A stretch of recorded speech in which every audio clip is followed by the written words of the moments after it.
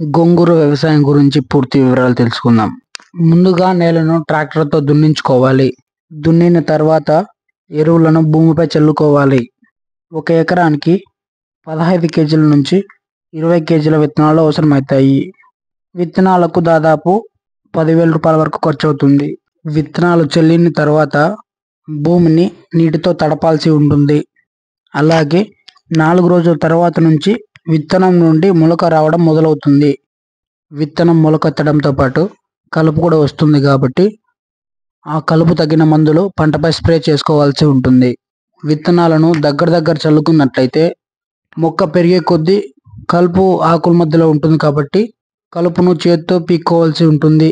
ఈ పంటను ఎకరాల కొద్దీ వేసుకున్నట్లయితే ఒకేసారి మార్కెట్కి అందించలేం కాబట్టి పంటను దిశల వారీగా వేసుకోవాల్సి ఉంటుంది. ఈ పంటకు ఎక్కువగా దోమ, రసం పీల్చే పురుగు, అలాగే ఆకుపై మచ్చలు రావడం అనే వ్యాధులు వస్తుంటాయి.